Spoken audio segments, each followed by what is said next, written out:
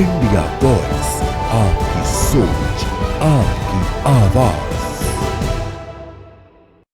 नमस्कार, आपका बहुत स्वागत है इंडिया वॉइस पे। मैं हूं आपके साथ समृद्ध मिश्रा। बुलेटिन की शुरुआत करते हैं पहली खबर के साथ। आपको बता दें, संभल की राजनीति में बड़ी हलचल जो है वो देखने को मिली है, जहां जफर अली ने आगामी 2027 विधानसभा चुनावों के लिए यहां भाग लेने का औपचारिक ऐलान कर दिया है। आपको बता दें कि संभल जामा मस्जिद कमेटी के अध्यक्ष और स्थानीय नेता जफर अली ने अपने फेसबुक पोस्ट के माध्यम से चुनाव लड़ने की घोषणा की है, जिसमें उन्होंने जनता से दुआ, वोट और सपोर्ट की अपील की है। जफर अली ने यह घोषणा हिंदी, उर्दू और अंग्रेजी भाषा में की है और बताया गया है कि यह कदम उन्होंने जनता की मांग पर उठाया है। उनका कहना है कि यह कार्रवाई राजनीतिक दलों में संपर्क में है और चुनाव लड़ने के लिए किसी भी पार्टी के समर्थन का विकल्प चुन सकते हैं। फिलहाल ये स्पष्ट नहीं हुआ है कि वे निर्दलीय रूप से चुनाव मैदान में उतरेंगे या फिर किसी बड़े राजनीतिक दल का टिकट लेकर उम्मीदवार होंगे। संभल की राजनीति में जफर अली का उतरना एक महत्वपूर्ण विषय माना जा रहा है, क्योंकि इससे स्थानीय राजनीतिक समीकरण बदल सकता है। उनका यह कदम क्षेत्र के राजनीतिक ड्रामों में नई गहमागहमी पैदा कर सकता है और आने वाले महीनों में इसकी दिशा और भी स्पष्ट होते हुए फिलहाल दिखाई दे सकती है। तो आपको बता दें, संभल की राजनीति में कहीं ना कहीं बड़ी हलचल जो है वो देखने को मिली है, जब जफर अली ने यहां पर 2027 का चुनाव लड़ने का ऐलान यहां पर किया। औपचारिक रूप से जो है उन्होंने सारी बातें फिलहाल सामने रखी हैं, जिसके बाद आपको बता दें कि यहां पर अब जो है राजनीतिक हलचल और गलियारों में ये एक चर्चा का विषय बनता हुआ दिखाई दे रहा है।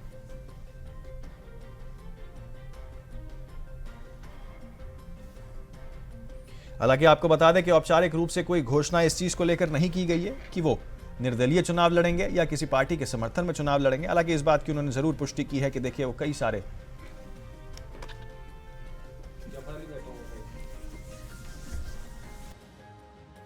में है।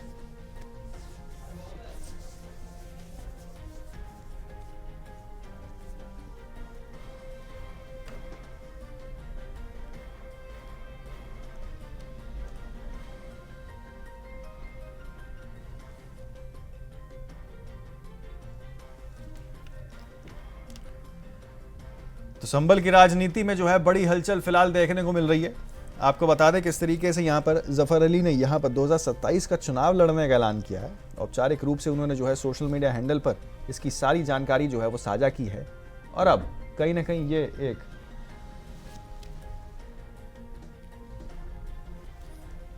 चर्चा का विषय बना हुआ है। हमारे साथ जफर अली जो हैं वो खुद जुड़ चुके हैं इस वक्त, सीधे उनके पास चलते हैं। जफर जी, बहुत स्वागत है पहले तो आपका इंडिया वॉइस पे।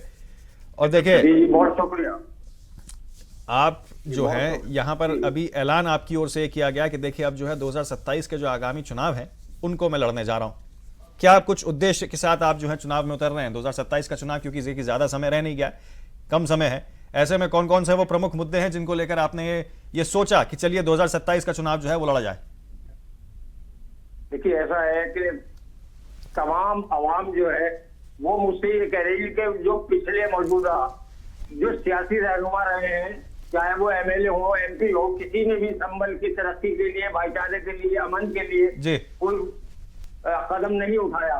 हम ये समझते हैं कि हम आप में ये देख रहे हैं कि आप संभल की तरक्की के लिए, भाईचारे के लिए, कौम के लिए बहुत कुछ कर सकते हैं। इसलिए हम आपसे ये आग्रह करते हैं, तमाम आवाम ये कह रही है कि हम आपसे ये आग्रह करते हैं कि आप ही एमएलए के इलेक्शन में आए और हम आपको एमएलए बनाकर रहेंगे, ताकि हमें उम्मीद आपसे ही है और किसी से हमें उम्मीद नहीं रही है। तो जफर जी, देखिए आपका तो अपने आप में काफी देखिए एक नाम क्षेत्र के अंदर पहले से ही है। राजनीति में आने का क्या कोई खास कारण कहीं ऐसा तो नहीं कि देखिए जो आरोप आपके ऊपर लग रहे हैं, 131 दिन बाद आप बाहर निकले, कहीं उन सब चीजों से तो आप इन सब चीजों को जोड़ के नहीं देख रहे हैं, कहीं उसमें आपको कोई फायदा मिल जाए? जी देखिए, ऐसा है कि मैं तो वर्षों से समाज सेवा करता रहा हूँ, कौम की सेवा करता रहूंगा। मैं एमएलए का इलेक्शन लड़ूंगा, ये इंशाल्लाह मैंने ऐलान कर दिया है और तमाम आवाम मेरे साथ है। आवाम की गुजारिश पर ही, आवाम के कहने पर ही मैंने इलेक्शन लड़ने का ऐलान किया है और मैं लड़ूंगा इंशाल्लाह। जफर जी, देखिए यहाँ पर खबरें निकल के सामने आ रही हैं कि हो सकता है आप कई सारी राजनीतिक दलों के साथ भी जो है साठगांठ बना के बैठे हैं। कोई मन में आपके विचार किस पार्टी के साथ चुनाव लड़ा जाए या फिर निर्दलीय लड़ेंगे? देखिए अभी तक तो इस तरह का कोई मेरा विचार नहीं है कि मैं किस पार्टी से लड़ूंगा। जी। अगर कोई पार्टी ऑफर देती है तो मुझे विचार करना होगा, पब्लिक से मशवरा करना होगा। लेकिन अगर कोई पार्टी टिकट नहीं देती है या संपर्क नहीं करती है तो मैं ये आज ऐलान करता हूँ आपके चैनल के माध्यम से कि मैं निर्दलीय ही चुनाव लड़ूंगा। तो कौन कौन से, अगर मैं आपसे पूछूं, देखिए 27 का चुनाव क्योंकि आ रहा है, आप यहाँ से जो है आवाम लगातार ये चाह रही है कि आप जो है यहाँ से एमएलए बने, ऐसे में कौन कौन से प्रमुख मुद्दे हैं जिनको आप जनता के लिए उठाना चाह रहे हैं? क्योंकि संबल अपने आप में काफी ज्यादा हाईलाइटेड हो रहा है पिछले कुछ समय में। संबल के मुद्दे यही है कि संबल में सबसे पहले मैं भाईचारा स्थापित करूंगा, ये मेरा लक्ष्य है जी। ये मेरा एम है कि मैं सबसे पहले भाईचारा, सौहार्द, आपसी भाईचारा इसको कायम करूंगा संबल में, जिसकी अभी तक हमारे जो सियासी रहनुमा है उन्होंने किसी तरह की कोई पहल नहीं की है।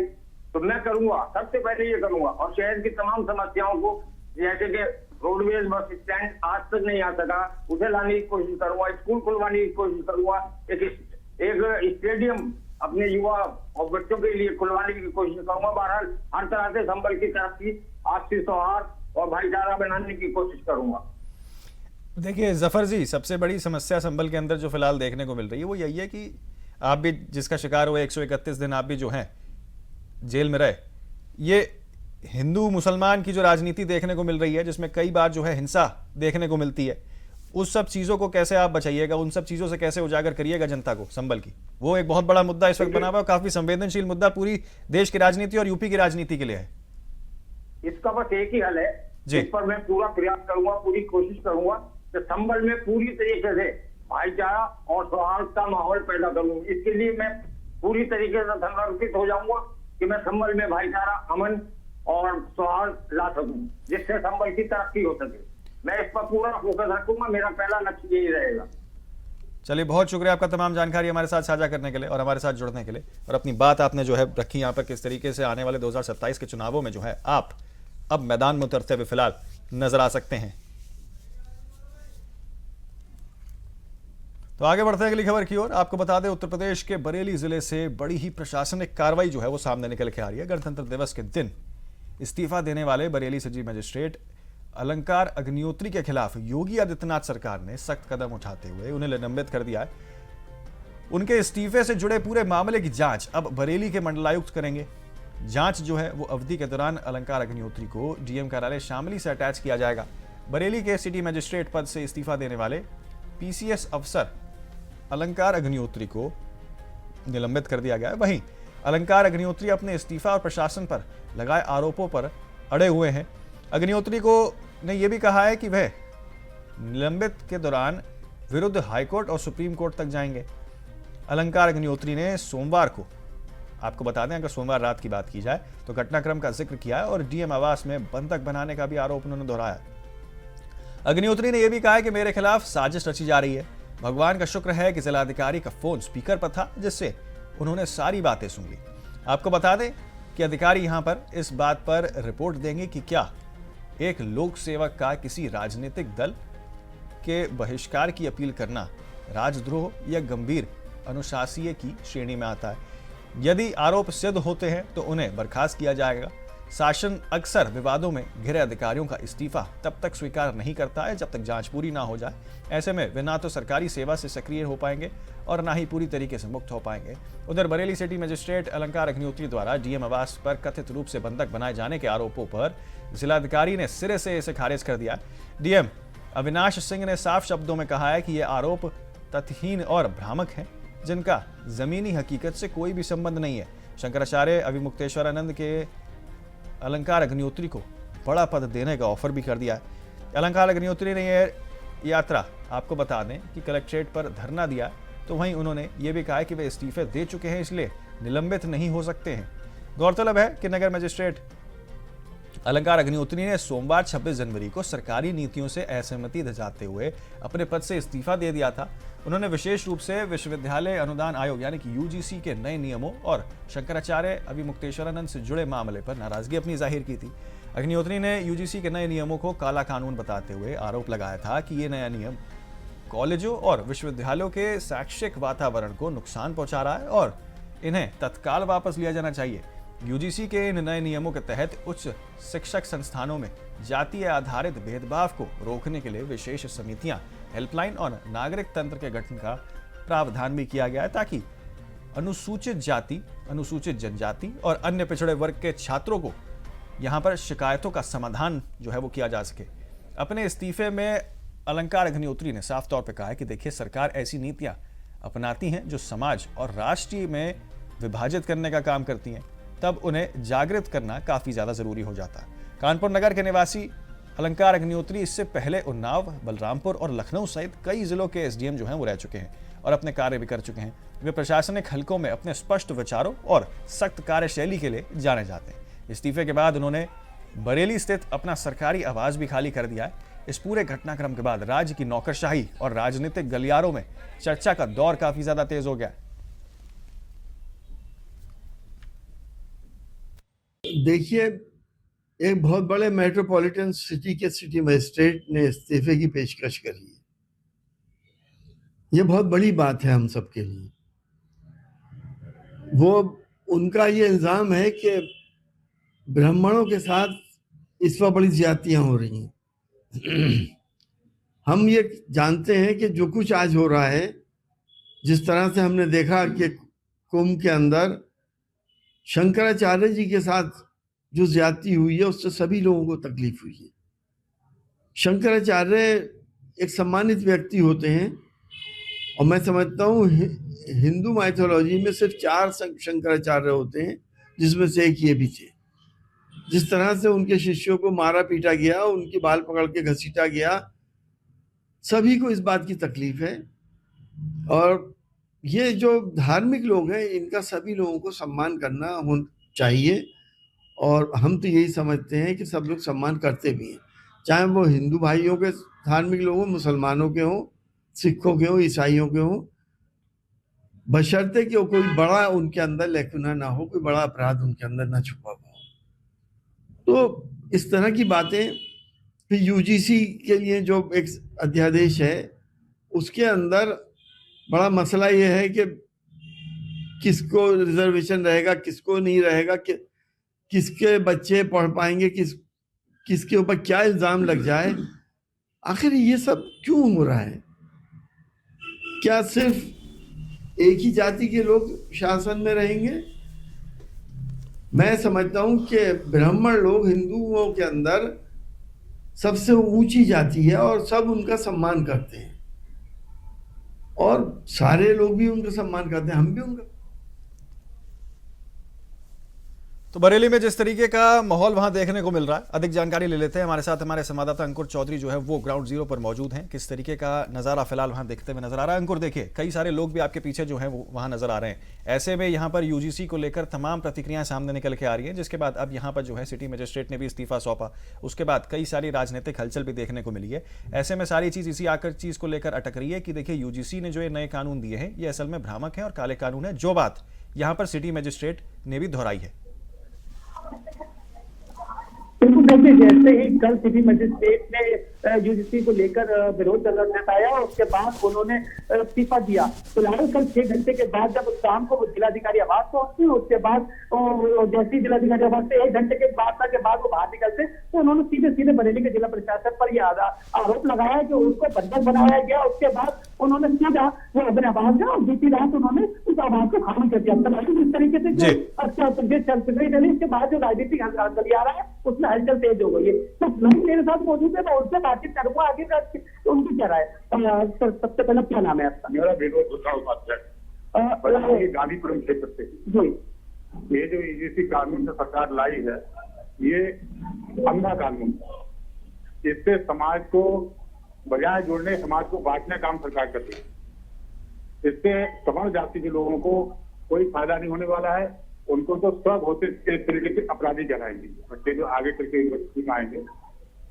हमारे सिटी मजिस्ट्रेट साहब ने जो कल इस्तीफा दिया, उनकी अंतरात्मा को बहुत ज्यादा तकलीफ पहुंची, इसलिए उन्होंने उसको लेकर इस्तीफा दिया। और इससे पूर्व जो हमारे स्पेशल आनंद जी जो प्रयागराज में जिनके साथ जो घटना घटी, वो भी अशोभनीय है। और इस तरीके की घटना से लोग आहत होते हैं, हमारी हृदय की आत्मा आहत होती है।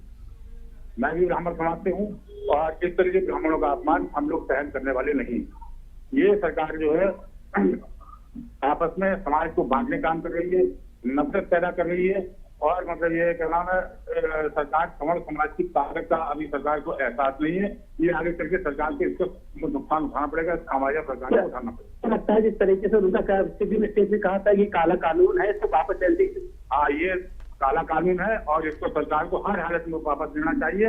और जो हमारी सरकार में सवर्ण जाति के जो विधायक या जो MP बैठे हुए, राजनेता बैठे हुए या अधिकारी बैठे हुए, उन्होंने वो भी इसका घोर विरोध करे और इसको वापस करने के लिए दबाव बनाए सरकार के ऊपर। कुछ लोग और लोग भी बेहतर मोदी से बात करते हैं। आपका वीरेंद्र गुप्ता, अब कानून तो ये बहुत गलत है। सवर्ण समाज के लिए जो है आप उसमें नफरत पैदा करने वाला है, एकता को तोड़ने वाला है। इससे अच्छा ये कानून हट जाए तो ज्यादा अच्छा है। भाजपा जो है एकता की बात करती है, हिंदू समाज को एक करने की बात करती है और ये कानून लाकर तो ये नफरत पैदा कर रही है। ऐसे तो सरकारी चली जाएगी। देखिए ये लाए कुछ और लोग में तो उनसे बातचीत है आपका। मेरा टीकाराम लंबार है और ये समाज में नफरत फैलाने वाली राजनीति नहीं होनी चाहिए और इसको सरकार को गंभीरता से विचार करना चाहिए और इस कानून को वापस लेना चाहिए। जिस तरीके से फिजिकल स्टेट ने कहा था कि ब्राह्मणों को लोगों पर अत्याचार हो रहा है, हाँ, वो ये कह रहे हैं कि ब्राह्मणों के लिए इसमें नुकसान है और इसके कार्य कानून के लिए वापस होना चाहिए। और जो संगम में जो चल रहा है वहाँ वो भी गलत है। उन बाबा को मतलब हुए समझा बुझा के और सरकार से मनाना चाहिए, उनको स्नान कराए। देखिए ये इन लोगों को साफ तौर पर कहना है कि जिस तरीके से सुप्रीम स्टेट ने जो अपना फैसला लिया, उन्होंने इस्तीफा दिया, तो कहीं ना कहीं ब्राह्मणों के ऊपर एक अत्याचार हो रहा है और ये जो कानून है उसको भी वापस लेना चाहिए सरकार जी। अंकुर, देखिए इस पूरे मामले में क्योंकि अब जो है कार्रवाई जो है और जो रिपोर्ट आने का इंतजार किया जा रहा है और पूरे चीज की जो जांच है वो अब कहीं ना कहीं मंडलायुक्त बरेली को जो है सौंप दी गई है। प्रशासनिक तौर पर देखा जाए किस तरीके से अभी चीजें फिलहाल दिखते हुए नजर आ रही हैं, क्या कुछ जानकारी आपके पास? अभी की अगर स्थिति की बात करें तो जो सिटी मजिस्ट्रेट अलंकार अग्निहोत्री है वो बरेली के जिला कलेक्टर जय पर अपने समर्थकों के साथ भारी तादाद में धरने पर बैठ गए हैं। उनका साफ तौर पर कहना है कि मैं जिलाधिकारी अधिकारी से ये पूछना चाहता हूँ कि राकेश जो कौन करवाया था लखनऊ से वो कौन किसका था, और अगर ये नहीं बताते हैं तो मैं प्रधानमंत्री नरेंद्र मोदी और अमित शाह से गुजारिश करूंगा कि वो लोग इनका फोन पेश कराए और आखिर तक पता लगाए कि आखिरकार जो फोन जिस तरीके से अवसर की गई थी गलत किए गए थे वो कौन किसने किया था। फिलहाल जो अभी की स्थिति है वो ये है कि तमाम समर्थकों के साथ में जो अलग अग्निहोत्री हैं वो जिला कलेक्टर गेट पर धरने में बैठे। अंकुर, देखिए क्योंकि एक चीज ये भी है कि कई सारे आरोप जो है वो सिटी मजिस्ट्रेट ने यहाँ पर लगाए। साफ तौर पे उन्होंने कहा है कि देखिए यहाँ पर जो है अब जो DM है उन्होंने मेरे को घर में बंदी बनाया था। जी देखिए उनको जैसे ही जिलाधिकारी के पास जब वो आप पहुंचते हैं उस वार्ता करते हैं, उसके बाद 1 घंटे के बाद जैसे वो घर से बाहर उनके आवाज से बाहर निकलते तो साफ तौर पर उन्होंने जिलाधिकारी और SSP कप्तान इन्होंने मुझे अपने आवास में मुझे बंधक बना लिया था। करीब 45 मिनट तक इनको बंधक बनाया गया, जैसे कि उनका आरोप है अलंकार अग्निहोत्री जी का। उन्होंने आरोप लगाया है कि वो 45 मिनट तक उनको बंधक बनाया गया था। इसी विरोध में कल उन्होंने अपना जो आवास था सरकारी उसको खाली कर दिया और अब धरने पर बैठ गए।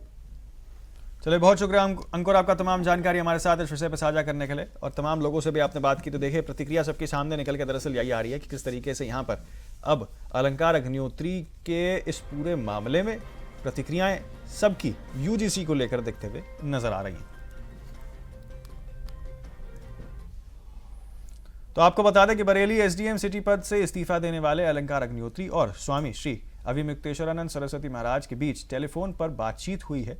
इस दौरान स्वामी अभिमुक्तेश्वरानंद ने अलंकार अग्निहोत्री के निर्णय को लेकर अपनी प्रतिक्रिया व्यक्त की है। स्वामी जी ने कहा है कि देखिए उनके सामने इस्तीफे से उनके मन में 2 तरीके की प्रकार की प्रतिक्रियाएं जो हैं वो उत्पन्न हो रही हैं। पहली प्रतिक्रिया पीड़ा की है। लोगों को SDM सिटी पद तक पहुंचने के लिए वर्षों की कठिन मेहनत, लगन और अनुशासित अध्ययन से गुजरना पड़ता है। उनके परीक्षाएं उत्तीर्ण और बाद में यह जो पद है वो मिलता है और ऐसे में आपने एक ही झटके में जो है इस पद को छोड़ दिया। निश्चित रूप से अत्यंत दुख है। वहीं दूसरी प्रतिक्रिया गर्व और संतोष की है। अपने इस प्रकार से जिस तरीके से सनातन धर्म के प्रति अपनी गहन निष्ठा और आस्था जो है वो व्यक्त की है, ये अपने आप में एक परिचय का विषय है। और उन्होंने साफ तौर पर कहा है कि उससे समस्त सनातनी महाराज और समाज स्वयं को गौरवान्वित महसूस कर रहे हैं। उन्होंने कहा कि ऐसे निष्ठावान लोग यहाँ पर सनातन समाज उनके इस निर्णय के हृदय से स्वागत करता है और अभिनंदन भी करता है। जी नारायण, कैसे हैं आप? हम लोगों के मन में दो तरह की प्रतिक्रिया आपके समाचार सुनने से हो रही है। एक तो दुख हो रहा है कि कितनी लगन से आपने पढ़ाई लिखाई की होगी, तब जाकर के इस पद पर आप आए होंगे। आज एक झटके में आपका पद चला गया। लेकिन दूसरी तरफ आपने जिस तरह तो देहरादून में यूसीसी दिवस पर कार्यक्रम जो है वो आयोजित किया गया। कार्यक्रम में सीएम पुष्कर सिंह धामी जो है वो अपना प्रतिभाग कर रहे हैं, अपना संबोधन कर रहे हैं। क्या कुछ कह रहे हैं आपको लेके चलते हैं और सुनाते हैं। और श्री मनु गौड़ जी और अभी सुरेखा जी जब बोल रही थी तो समय तो जरूर ज्यादा आगे बढ़ रहा था, क्योंकि समय रुक नहीं सकता है। लेकिन सच में मुझे लगता है कि सभी लोग जो भी सुन रहे थे उनको लग रहा था कि आप बोलते रहो, और इतना ये सब बोल पा रहे हैं, इतना एक्सप्रेस कर पा रहे हैं, तो इसका कारण है कि आपने इसको लगातार जिया है।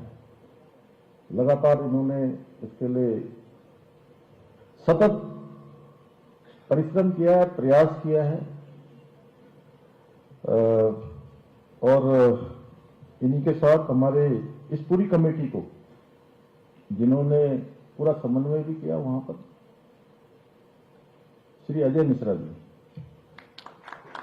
अनेक जो मीटिंग जो हमारी वहां होती थी, लगातार उसका कोऑर्डिनेशन करना, और यहाँ उपस्थित सभी महानुभाव, सभी हमारे बहुत सीनियर लोग हैं यहाँ पर, विश्वास जी से लेकर हमारे ज्योति जी,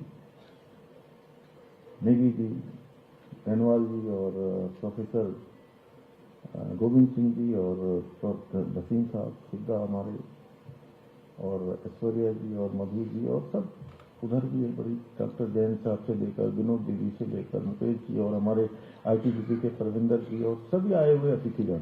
मैं सबका नाम लूंगा तो मुझे लगता है बहुत औपचारिकता होगी, और मंच पर निवेदिता जी ने भी इसमें बड़ा रोल अदा किया, बैठी हैं यहाँ पर, और सभी आए हुए हमारे विभिन्न संस्थाओं से आए हुए सभी प्रतिनिधिगण, हमारे बौद्ध संस्था के भी दिख रहे हैं, हमारे अन्य संस्थाओं के भी दिख रहे हैं, अनेक धार्मिक संस्थाओं के लोग हैं, और मुझे लगता है कि आज पूरे समाज को प्रतिनिधित्व देने वाला सभी वर्ग यहाँ पर उपस्थित है। ऐसे सभी उपस्थित हमारे अतिथिगण, सभी मीडिया के मित्र, उपस्थित भाइयों एवं बहनों, मैं सबसे पहले तो इस विशिष्ट कार्यक्रम में आप सब इतनी बड़ी संख्या में उपस्थित हुए हैं, मैं आप सभी को बहुत आप सबका स्वागत करता हूं, आप सबका अभिनंदन करता हूं। और आज का दिन सच में उत्तराखंड के इतिहास में सदैव एक स्वर्णिम अध्याय के रूप में अंकित रहेगा, क्योंकि मुझे याद आ रहा है कि पिछले वर्ष इसी दिन हम सब लोगों ने, लगभग समय थोड़ा इससे पहले का था, समान नागरिक संहिता को देवभूमि वासियों को समर्पित किया था, और इसके पीछे हेतु था कि सामाजिक न्याय, समानता और संवैधानिक मूल्यों की स्थापना की दिशा में उठाया गया एक ये ऐतिहासिक कदम था। और ये ऐतिहासिक दिन उत्तराखंड के 1.25 करोड़ जागरूक नागरिकों के दृढ़ संकल्प, उनकी सामूहिक सहभागिता का प्रतीक था, और उनके विश्वास का और उनके समर्थन का ये निर्णय उन्हीं के कारण से संभव हो पाया था। मैं इस अवसर पर देवभूमि उत्तराखंड के समस्त नागरिकों को, देवतुल्य नागरिकों को प्रथम समान नागरिक संहिता दिवस की बहुत बधाई देता हूं, शुभकामनाएं देता हूं। और मुझे जब कभी शुरुआत में मैं इसके लागू होने के बाद, जब भी मैं देश में और कहीं भी गया, किसी कार्यक्रम में गया, तो सबसे पहले मुझसे सवाल पूछते थे कि आपके दिमाग में ये बात कैसे आई या आपने कैसे लागू किया। तो ये सच है कि हमारे प्रधानमंत्री जी की प्रेरणा से हमारी जो हमारा विचार था उसका ये देश की आजादी के बाद से लगातार ये प्रयास रहा कि देश के कुछ प्रमुख मुद्दों पर काम होना चाहिए। लेकिन मैं ऐसा मानता हूं कि हम सबको, देवभूमि वासियों को जो सौभाग्य मिला, जो गौरव मिला, उसकी अगर सही तो फिलहाल के लिए इस बुलेटिन में मेरे साथ इतना ही। जल्द होंगे हाजिर और खबरों के साथ। आप बने रहें और देखते रहें सिर्फ इंडिया वॉइस।